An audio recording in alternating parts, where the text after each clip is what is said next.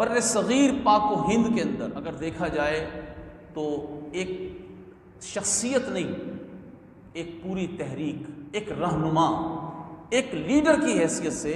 1857 کی جنگ آزادی سے لے کر اور 1921 تک آپ دیکھیں تو اس شخصیت نے نبی اکرم صلی اللہ علیہ وآلہ وسلم کی محبت اور عشق کا پیغام ہی دیتے ہوئے زندگی گزاری۔ 1857 میں بر صغیر پاک و ہند میں انگریز آیا اور 1856 میں ان کی پیدائش ہوئی، 1 سال قبل۔ انگریز جب یہاں آیا تو وہ اسلام کو اس خطے سے مٹانے کے لیے آیا تھا۔ ظاہر ہے ابھی ہم نے سنا وہ مغضوب لوگ ہیں، وہ ضال گمراہ لوگ ہیں، اللہ نے ان کو قرآن میں کہا کہ وہ مغضوب ہیں، ان پر اللہ کا غضب ہوا ہے، وہ گمراہ ہوئے، وہ اس خطے میں آ کر قابض ہوئے، اور جب قابض ہوئے تو انہوں نے اسلام کو مٹانے کے لیے جو کوششیں کی وہ تاریخ بڑی المناک ہے۔ میں آپ حضرات کے سامنے پہلے بھی ذکر کر چکا ہوں کہ انہوں نے علماء اسلام کے خلاف سب سے پہلے تحریک چلائی، اور جو اسلام کے نام لیوا تھے ان لوگوں کے خلاف انگریز نے جو کام یہاں کیے،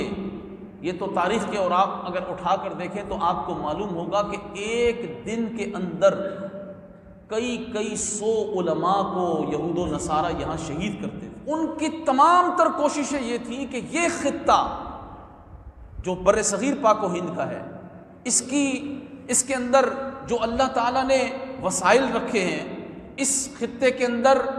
دنیاوی اعتبار سے جو چیزیں ہیں وہ اپنی جگہ پر ہیں، لیکن یاد رکھیے گا کہ کفر کے جو بھی نمائندے ہیں وہ ہمارے پانی پر، ہمارے وسائل پر، ہمارے ملک کی سرزمین پر قبضہ نہیں کرنا چاہتے، وہ ہمارے اسلام کو مٹانا چاہتے ہیں۔ یہ تو قرآن مجید فرقان حکیم سے ثابت ہے کہ ان کی جو جنگ ہم سے ہے وہ صرف اور صرف اسلام کی بنیاد پر ہے کہ ان کے دلوں سے، ان کی اولادوں کے دلوں سے، اس امت مسلمہ کے دلوں سے نبی اکرم صلی اللہ علیہ وآلہ وسلم کی محبت نکال دی جائے۔ علامہ اقبال نے بھی یہ بات امت کو اس وقت سمجھائی تھی کہ انہوں نے تمہارا مشاہدہ کر لیا ہے کہ تم نے پوری دنیا پر جو راج کیا ہے وہ صرف عشق رسول کی بنیاد پر کیا۔ تمہاری قوت، تمہاری طاقت اپنے نبی سے محبت میں ہے، تمہاری وحدت کا صرف اور صرف ایک ہی ذریعہ ہے کہ تم رسول پاک علیہ الصلوۃ والسلام سے وفا کرتے رہو، حضور کی تعظیم، توقیر، ادب اور ادب میں محبت میں زندگی گزارتے رہو۔ تو چونکہ وہ یہ سمجھ چکے ہیں اس لیے وہ اس خطے پر بڑی قابض ہوئے، اور انہوں نے دیکھا کہ یہاں جب صحابہ کرام کے قدم لگے، پھر اولیاء کرام نے اس خطے کے اندر عشق رسول کی جو تبلیغ کی، داتا گنج بخش اجمیری ہوں یا خواجہ معین الدین چشتی اجمیری ہوں یا شیخ بہاؤالدین زکریا ملتانی ہوں یا سخی لال شہباز قلندر ہوں یا عبداللہ شاہ غازی ہوں، اسی طرح پورے اس خطے کے اندر پھیلے ہوئے اولیاء کرام ہوں، جب انہوں نے دیکھا کہ یہاں تو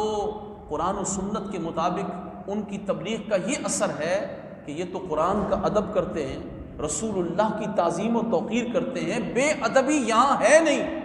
تو انہوں نے یہاں بے ادبی کی تحریکیں شروع کی، اور انہوں نے بے ادبی کی تحریک کا آغاز اس انداز میں کیا کہ انہوں نے مسلمان کہلانے والوں کو خریدا، ان کو پیسے کا لالچ دیا، ان کے وظائف باندھے، اور بالآخر انہوں نے ایسی کتابیں یہاں لکھوائیں جن کتب میں نبی اکرم صلی اللہ علیہ وسلم کی تعظیم، حضور کا ادب، حضور کی توقیر، حضور کی شان و عظمت پر معاذ اللہ رقیق حملے کیے گئے۔ اور پھر کیا ہوا، وہ کتابیں مفت تقسیم ہوئیں، لیکن یہ بات آپ جانتے ہیں کہ اللہ تبارک و تعالی کا یہ دین ہے اور اللہ ہی اس دین کا محافظ ہے۔ جب کبھی کوئی باطل،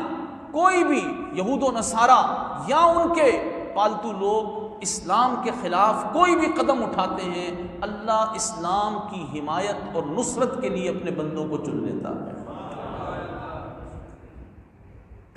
اور وہ چناؤ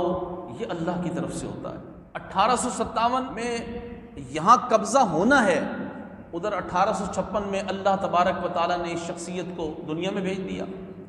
اور ان کی زندگی کی رفتار کو اگر آپ دیکھیں تو ان کی زندگی کی رفتار کیسی ہے؟ عام بچوں سے بالکل مختلف بچپن، اور جوانوں سے مختلف جوانی، کیوں کہ اگر عمومی طور پر دیکھا جائے تو 4 سال کا بچہ ہمارے ہاں قرآن کریم فرقان حکیم پڑھنے کے لیے جاتا ہے، جب جاتا تھا، اب تو کہاں جاتا ہے، اب تو 2.5-3 سال کا بچہ نرسری پریپ میں چلا جاتا ہے اور قرآن تو پیچھے رہ گیا۔ کون قرآن پڑھنے اپنے بچوں کو بھیجتا ہے؟ اب تو دور ہی ختم ہو گیا مدارس کا کہ لوگ قرآن پڑھنے جایا کرتے تھے۔ اب تو ایک حافظ صاحب 1000 روپے مہینہ، 1500 مہینے پہ بچے کے پورے نخرے ٹخرے برداشت کر کے اس کو کہا جاتا ہے جی آپ میرے گھر پہ آ کے پڑھائیں، میرا بچہ مسجد میں نہیں آ سکتا۔ بہرحال تو 4 سال کی عمر میں ہمارے ہاں بچوں کو قرآن کریم فرقان حکیم پڑھنے بھیجا جاتا ہے، اور یہ شخصیت ایسی ہے کہ 4 سال کی عمر میں قرآن مجید فرقان حکیم جب پڑھنا شروع کیا تو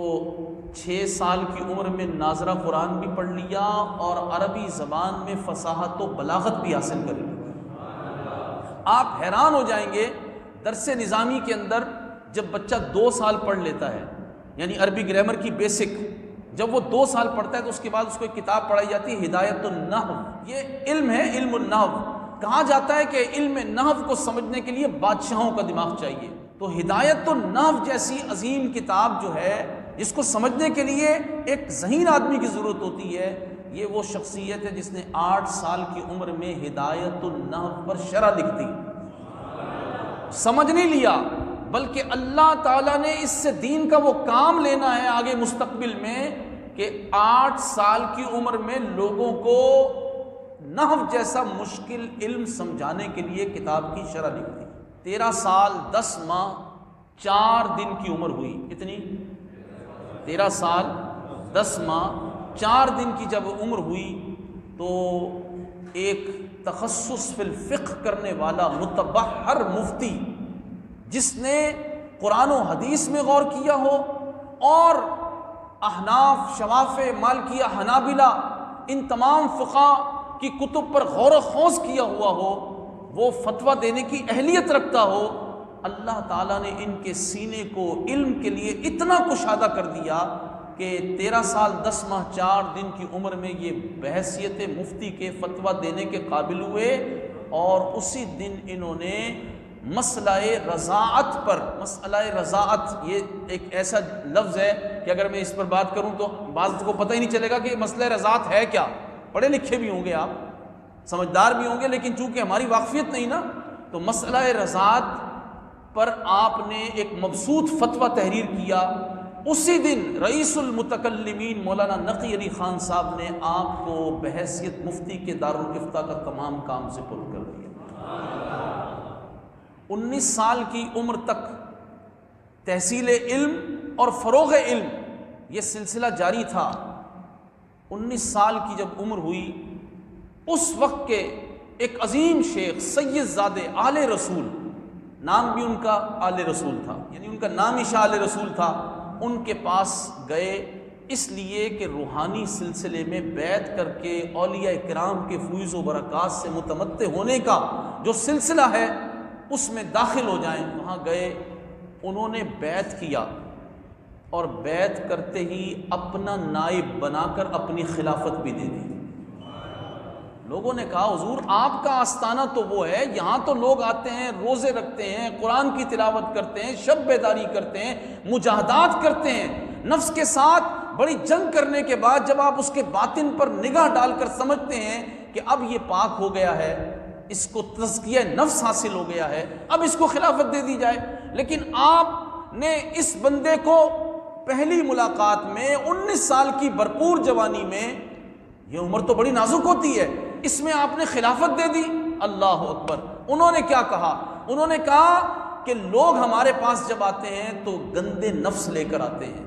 اندر حجاب ہوتے ہیں، اندر گندگی ہوتی ہے، وہ جب آتے ہیں تو ہم ان کا تزکیہ کرتے ہیں، انہیں پاک کرتے ہیں، انہیں علم، حکمت، دانائی اور باطنی طہارت دیتے ہیں، لیکن یہ جوان جب ہمارے پاس آیا، ابھی 19 سال کی عمر ہے، ہم نے اس کے باطن میں جھانک کر دیکھا، بالکل مصفہ ہے، بالکل پاک ہے، صرف نسبت رسول کی ضرورت تھی، وہ ہم نے اسے عطا کر کے اپنی خلافت دے دی۔ اور پھر بطور محبت کے یہ بھی فرما دیا، ہیں سید زادے آل رسول، ان کی تو شانیں ہی بڑی ہوتی ہیں، لیکن فرمایا کہ اگر قیامت کے دن میرا رب مجھ سے پوچھے گا کہ اے شاہ علیہ رسول، اتنے بڑے آستانے کے گدی نشین ہیں اور سیدنا غوث پاک رضی اللہ تعالیٰ عنہ کی اولاد ہیں، رسول اللہ کی اولاد ہیں، اگر مجھ سے میرا رب پوچھے گا شاہ علیہ رسول تم میرے لیے قیامت کے دن کیا لائے ہو، تو میں کہوں گا اے اللہ میں تیرے لیے احمد رضا لے کر آیا، احمد رضا لے کر آیا۔